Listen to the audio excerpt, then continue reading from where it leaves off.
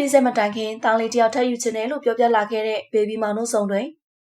ပရိသတ်ကြီးရဲ့ဒီချစ်စရာဇနီးမောင်နှံလေးကတော့သမီးလေးတယောက်နဲ့တင်ထိန်ရတာအားမရလို့သားလေးပါလိုချင်နေကြပါပြီနော်။သားကန်းနဲ့ဘေဘီမောင်ဟာမနဲ့မောင်အချစ်ဆက်လန်းတွေကနေစားခဲ့ကြပြီးအခုဆိုရင်သမီးလေးတယောက်ထွန်းကားခဲ့ပါတယ်။သူမတို့ဆောင်တွေကချစ်စင်းတွေပြေဆုံးနေပြီးတအူးပေါ်တအူးဖေးမကူညီရင်နုပညာလုပ်တွေကိုစီလောက်ကန်နေကြတာပဲဖြစ်ပါတယ်။နှစ်ယောက်သားရှိစုမစုလေးတွေရှာပြီးတော့အစဉ်ပြေပြေလေးဖြစ်ရင်တော့အသက်40မတိုင်ခင်သားလေးတယောက်လောက်ထပ်ယူချင်တယ်လို့ပြောလာခဲ့တာပဲဖြစ်ပါတယ်။ဘေဘီမောင်ကရုပ်ရှင်ဇာတ်လမ်းတွဲတွေမှာပါဝင်လာခဲ့ပြီးရုပ်ရှင်ပြန်လည်ရိုက်ကူဖို့စူးစမ်းလာခဲ့တာပါ။သူမအနေနဲ့ရန်သူနဲ့တူတဲ့ချစ်စနီးဇာတ်လမ်းတွဲကြီးမှာပါဝင်သရုပ်ဆောင်ထားပြီးလိုအပ်တာတွေပြင်ဆင်နေတယ်လို့လည်းဆိုပါတယ်။ဘေဘီမောင်အနေနဲ့လည်းရေရမလို့ဖြစ်ခဲ့တဲ့ဘန်ကာရိုက်တာတွေကိုစူးစမ်းလာခဲ့ပြီးဒီဇာတ်လမ်းတွဲမှာသူမဟာနည်းနည်းရုပ်မာတဲ့ပုံစံလေးလို့ဆိုပါတယ်။ရုပ်ရှင်ရိုက်ကူတာနဲ့ဇာတ်လမ်းတွဲရိုက်ကူတာဟာမတူညီတဲ့အတွက်ကြောင့်ရုပ်ရှင်မှာမှုထည့်ရတာများပြီးဇာတ်လမ်းတွဲကြတဆင့်ချင်းတရရတာမို့မှုသွင်းရတာလွယ်ကူတယ်လို့ဆိုခဲ့ပါတယ်။သူမအနေနဲ့လည်းတရုပ်ဆောင်ပုံတွေကိုအလံဝဲလွန်းတာကြောင့်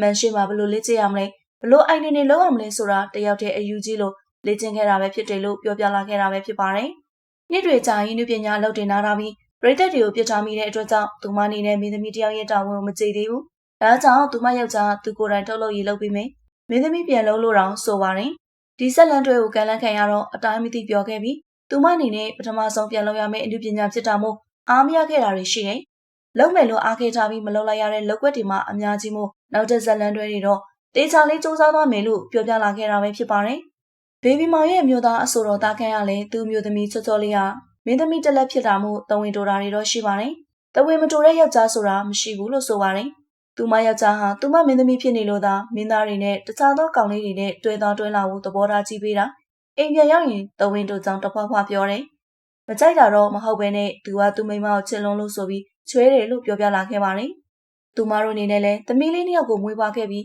တားလေးတယောက်ကိုလည်းလိုချင်တာကြောင့်သူမအစဉ်တပြေစူးစမ်းခဲ့ပြီးရင်တော့အသက်40မတိုင်ခင်တားလေးတယောက်ထပ်ယူမယ်လို့ဆိုပါတယ်။တားလေးရရသမီးလေးရရတားဆိုရင်ပိုကောင်းတယ်လို့ပြောပြပါတယ်။သမီးလေးရရင်တော့သမီး3ယောက်အဖော်ရတာပေါ့လို့ပြောပြလာခဲ့တာလည်းဖြစ်ပါတယ်။ဘေဘီမောင်အနေနဲ့လည်းတခြားသူတွေအောင်မြင်မှုတရပူဆောင်နေတဲ့ချိန်မှာသူမလည်းအားကြပြီးလူပညာလုပ်တွေလုပ်တာပဲဖြစ်ပါတယ်။သူမတယောက်ဆောင်ပုံတွေကိုလည်းပရိသတ်တွေကမေးလောက်တဲ့အနေထားမို့ဘေဘီမောင်ရဲ့တယောက်ဆောင်ပုံအသစ်လေးတွေကိုကြည့်ရှုရတော့မှလည်းဖြစ်ပါတယ်။ဒီတော့ပရိသတ်ကြီး